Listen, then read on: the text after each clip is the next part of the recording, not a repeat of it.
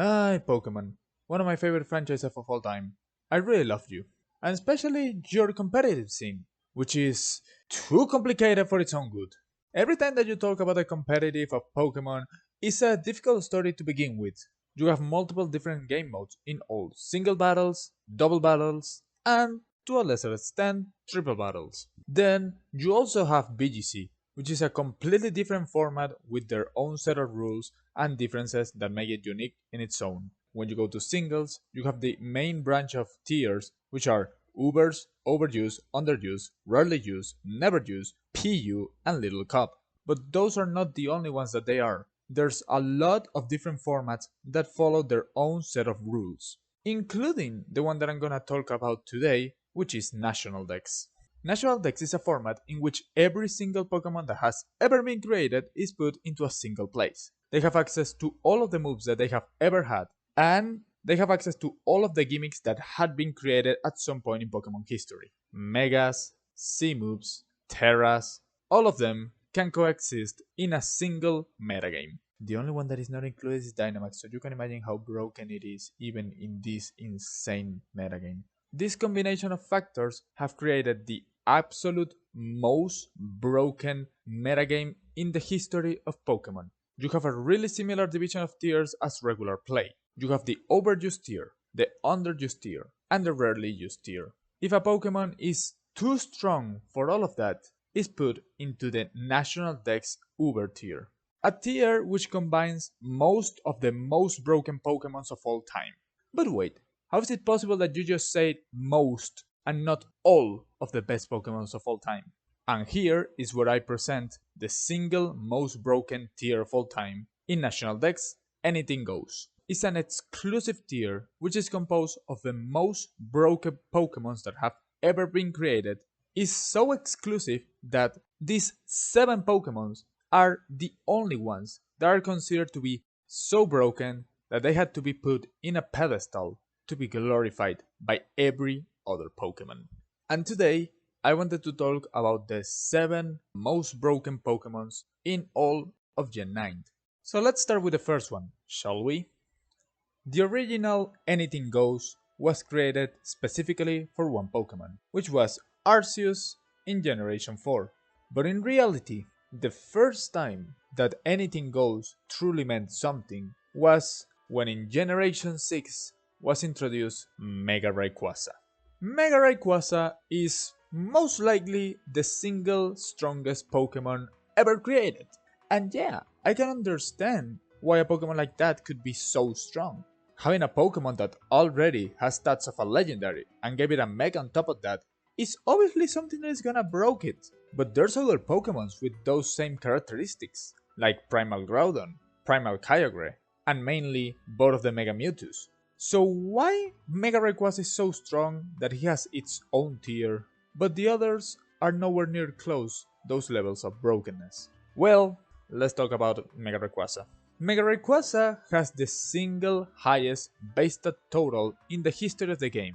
Its stats put him at both a top 5 physical attacker and special attacker in the history of the game. But in reality, you're never gonna use its special attack. Why, you may ask? Because the reason as to why Mega Rayquaza is the most broken Pokemon ever is in its own way of Mega Evolving. Out of all the broken Mega Evolutions that were introduced in Gen 6, Mega Rayquaza was special. Mega Rayquaza is the only Pokemon that does not require a Mega Stone to evolve. Instead of that, he only needs to have the move Dragon Ascent, which means that it is the only Pokemon that can have a special form while also keeping its item slot available. The gimmick of Mega Evolution is balanced around the fact that you need to use a Mega Stone in order to Mega Evolve your Pokemon. Mega Rayquaza doesn't follow that logic. With the addition of having the highest base set total ever, he can use whichever item he wants. The only restriction that Mega Rayquaza has is that it's forced to use Dragon Ascent. That more than a restriction looks like trying to stop a train with your foot. So yeah, there's a to why Mega Rayquaza is in Anything Goes is mainly because it's the only Pokemon in the history which has a Mega Evolution that does not require a Mega Stone. In this spot, there's actually a two-way tie. A tie between a Pokemon from Gen 6 and a Pokemon from Gen 8. But because I believe that is more impressive if you're in Anything Goes, the older you are, I'm gonna start with the first one, which in this case is Xerneas. Xerneas has always been one of the strongest Pokemons in competitive singles, thanks to the ability of using Geomancy, which allows it to boost itself in all special attack, special defense, and speed by 2 stages, with the small detail that that move requires 2 full turns to actually work. However, there's an item that can turn any 2-turn move into a single turn move, and the sets of Xerneas with both Geomancy and Power Herb are some of the strongest that any Pokemon can bring into the battle. But even though those sets were extremely great, they were never truly broken. The only reason as to why this Pokemon wasn't strong enough in the past was because you were able to actually use some counterplay and predict what you were able to do against it. Now, there were a really small amount of Pokemon that can actually switch into a +2 Moonblast, especially after the boots of its ability Fairy Aura. But if Xerneas uses Terra Fairy, most of those checks are not that good anymore. But the ability of using the Terra in different ways is the reason as to why Xerneas was banned. Now we have to go for another Pokemon, a horse. We're talking about Calyrex in its Shadow Rider form. Even in Gen 8, everyone knew how broken Calyrex was. Its combination of being just barely outside of the top 10 in the strongest special attackers and being tied at top 5 in the fastest Pokemons, there's actually only 2 Pokemons that had at least the same amount of speed while also having a higher special attack, Mega-Gengar and Deoxys attack. But both of them had something to compensate for that. Mega-Gengar forces you to use your only Mega Stone, and Deoxys attack is the single most fragile Pokemon in the history of the game. Calyrex Shadow also had a limitation, which was its terrible Psychic Ghost typing. Being weak ×4 to 2 of the most common typings in the game in both Ghost type and especially Dark type with both Knockoff and Sucker Punch, this Pokemon was a lot of times too risky to use, and that is why it was never too much of a problem in Ubers when it came out in Gen 8. Something that was easily fixed with the Terra. Now, with no restrictions due to typing, it can actually destroy every Pokemon, even in Ubers. The existence of Yveltal doesn't mean anything if you can just simply change your typing to actually counter that Pokemon. And in the same way as Xerneas, if the only reason as to why a Pokemon is not 100% broken is because they do not have the tools to actually counter their own counters, and you gave it something like Terra, then there's nothing stopping them to actually destroy the entirety of the meta. Now, I'm gonna talk about 2 Pokemons with 670 base stat total. Wait, what? Aren't you gonna do like Xerneas and Calyrex, having them in different spots? Well, I usually would, but in this case, there's a huge justification. Compared to the other spot, both of these Pokemons are actually here for the exact same thing. And that's what actually happens when Game Freak decides to give some love to both of their box legendaries. And yeah, this spot is a tie between both Koraidon and Miraidon. Yeah, I know, functionally they're not exactly equal. They are both completely different and they are both kinda broken in their own. However, the things that make them broken are, funny enough, pretty much the same. Both of them having 135 base speed and each of them going for one of the attacks. But why those stats would matter that much? Yeah, they're obviously impressive, but a combination in both of those things is not extremely uncommon. Well, that is because these Pokemons have actually an absurdly huge boost just by entering the field. Both of its abilities work in a really similar way. Hadron Engine from Miraidon summons Electric Terrain on Summon, while Koraidon's Orichalcum Pulse summons Sunny Day.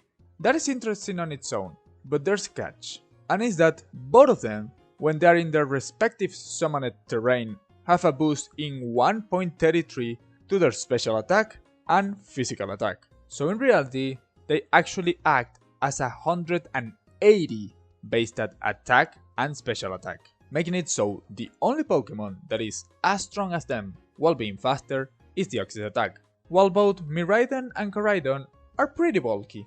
But the most threatening thing about these Pokemons is actually their setup sets.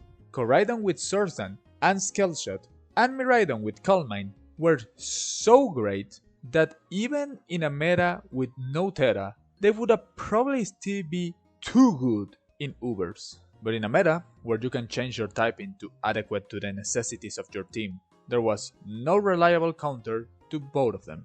Both Miraidon and Koraidon benefited for a couple things: Terra, C-moves, but mainly because by themselves they were already too strong. Going to the second to last Pokemon in this video, and actually one of the only two Pokemons that was not a legendary. Its name, Mega-Gengar.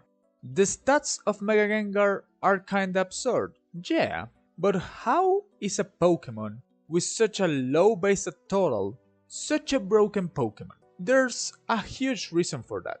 A reason so big that actually makes it so it's one of the only two Pokemons that is here purely on itself. And the reason why Mega-Gengar is so broken that he had to go to Anything Goes is actually because of one interaction, which was the combo of Shadow Tag and Encore. Shadow Tag as an ability is one of the most absurd things ever created. It's an ability that prevents any Pokemon that is not a Ghost type to switch out. And Encore is a move that forces the opponent to make the same move that they used the turn prior for multiple turns.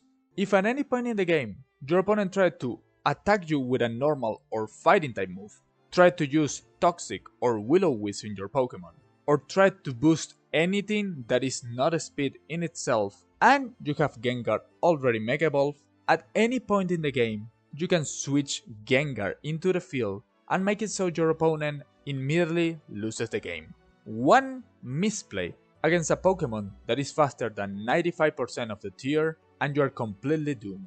If Gengar was successful with the Encore, he can just simply use Nasty Plot and substitute in the following turns, and just having a move that guarantees that you can hit every single opponent and your opponent can do little to nothing to stop you. It's crazy to think how a single ability changes this Pokemon from being a really good, potentially ban-worthy Pokemon to actually being one of the 7 greatest Pokemons in current Gen 9.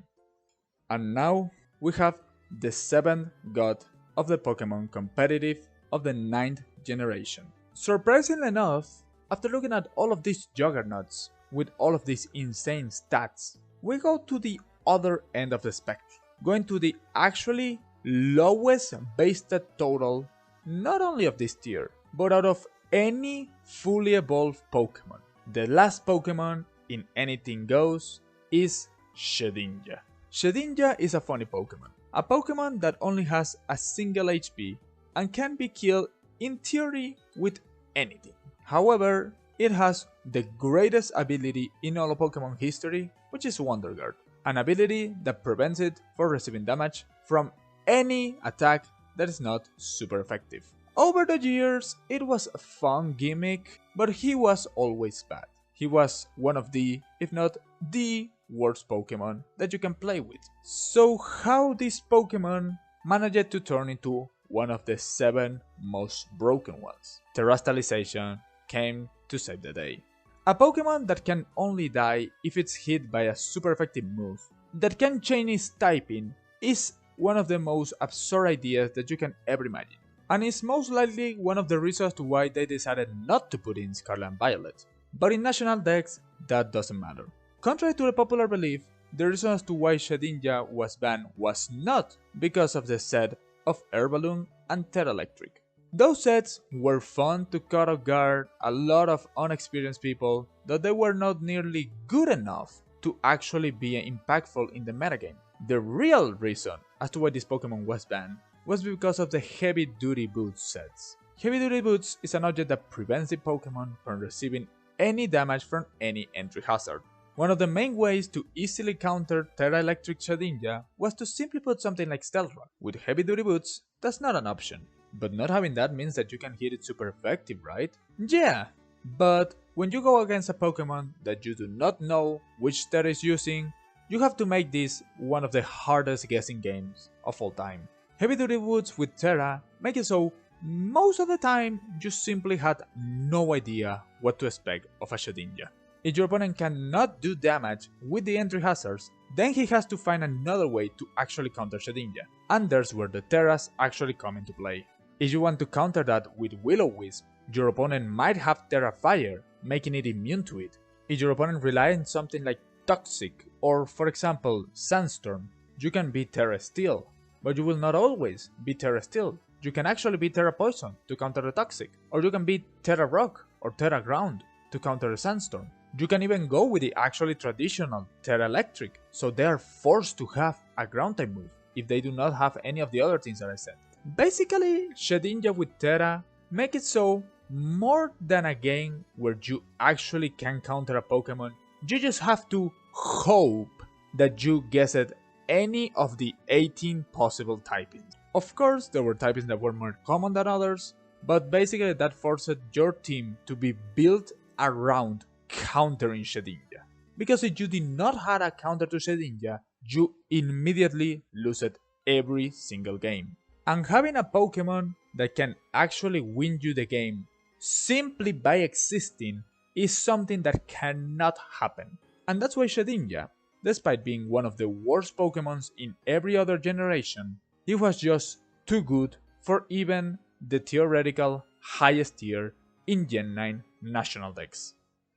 Thank you so much for watching, I hope that you all enjoyed it. This is actually my first time doing back-to-back videos of this type, and I noticed how actually difficult it is. So if you want more content like this, please leave a like, comment and subscribe. It not only helps me, but also helps you to get more high quality content like this. So without anything else to explain, see you next time and bye bye!